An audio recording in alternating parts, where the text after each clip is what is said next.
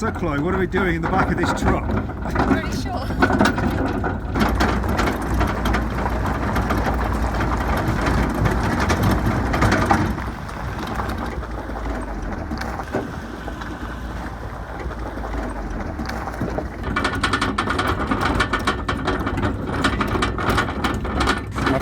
Why are we standing in this man? Why are we here, Jonathan? Yeah, okay, Why are we standing in this field? okay.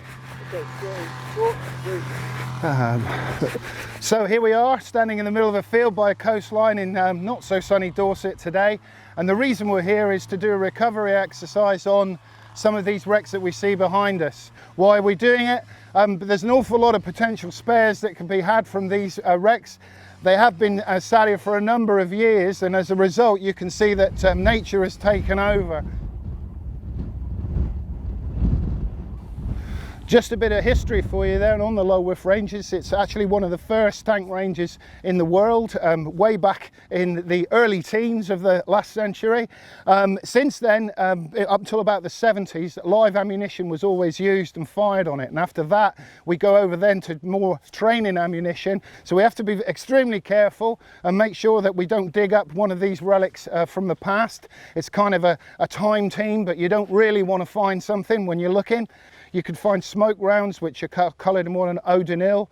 A yellow band on a round, for example, denotes that it has a high explosive content. But as you can imagine, if they've been buried underground for many years, they're covered in rust, and the paint and colourings might not always be visible. So we're working together with two agencies, the MOD with Major Tony Sterling, and we're working with a bomb disposal ordnance company called RPS. And what they're doing is they're clearing the initial clearance of the vehicles, and then we come along with the strimmers and cuts them back, and then they make sure that it's safe in order for us to carry on with the recovery operation. So until the RPS guys have cleared around, we treat every single one as if it was full of high explosive or something worse. We don't really need to clear them for a standpoint of towing the vehicles, but what we do need to clear them for is to gain access to some of the final drives so that we can disconnect the quill shafts. That will make the towing operation a lot easier, and it won't make the towing turn the engine and the gearbox, which we don't really want to do because that might cause damage because none of these items have moved for such a long time. Also, it gives us an ideal to look at the suspension and the running gear to make sure there's anything else that's going to impede us from doing the towing operation. As far as the recovery operation goes, we're taking advantage of some help from another agency, the ATDU, and they're coming down here with a recce mech team and a CRAV in order to tow these vehicles up into a safe location at the top north end of the range. The route they'll be taking, because of the way the tanks are facing, it's much easier to take them up this track, and then we'll join one of the main range access tracks in order to get us into a safe location at the firing point at the north end of the range.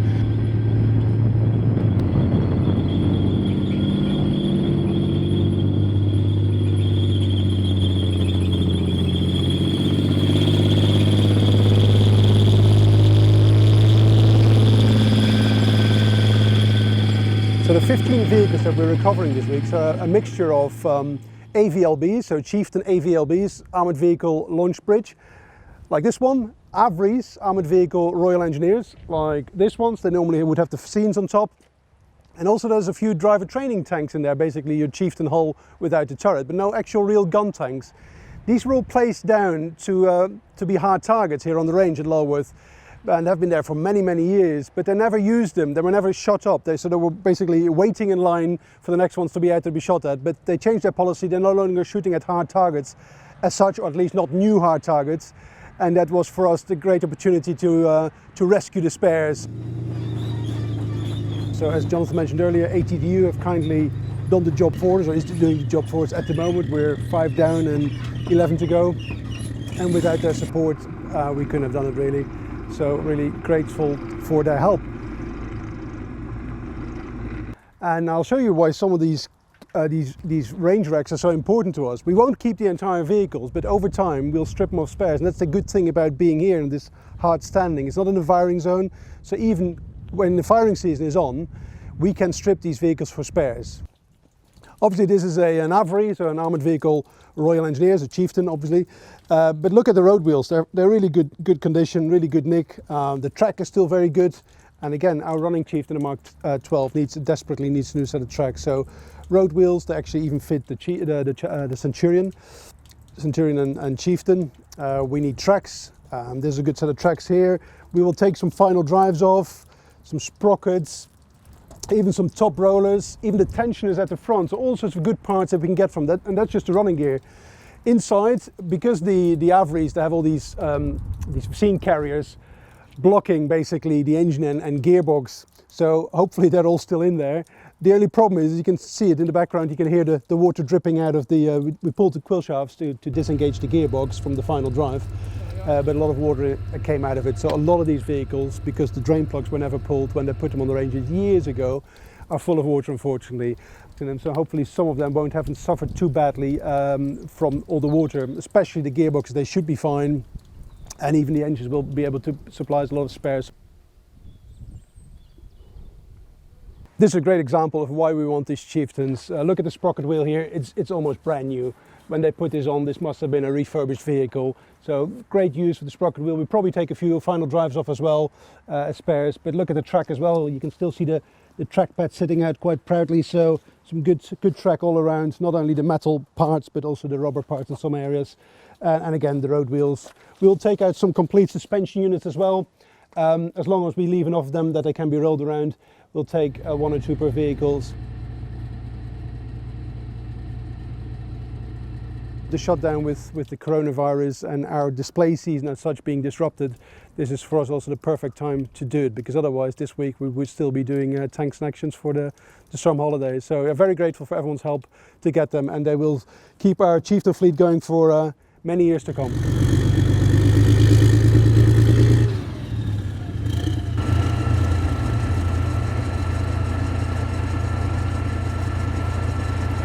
Breaking the connection between the final drive, this unit here, and the gearbox, which is inside the hull, so that when we tow it, you're not turning all the gears and possibly turning the engine as well.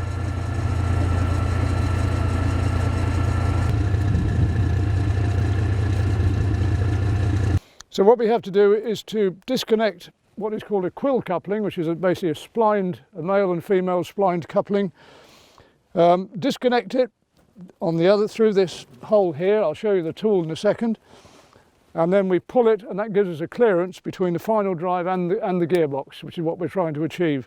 First of all, there's a protective cap. We have to remove that. When that's removed, you will have access to the withdrawal shaft, which is this here. This hasn't come out of this particular vehicle, but this is just to show you.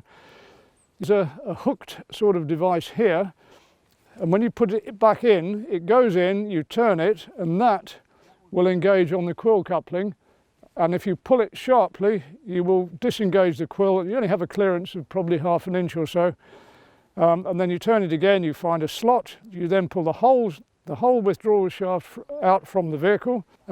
Disconnect this, what is called the end cap. Put that shaft back in, and that will prevent the quill re-engaging as the vehicle is being towed. Clearly you don't want that, because that could cause the damage that we're trying to avoid. So that's basically what the job is all about. The removal tool is that. And the idea here is you've got a thread on the end. That thread goes in there and engages with the withdrawal shaft. So that makes all of that one solid unit. And that's how you get your movement to twist it and pull it. The gap there to come out that much, and that's the clearance that we need. So I'll now turn it to find a slot somewhere, if I can find it, and there we are, there's the slot, and now we're going to wiggle it out. There we are.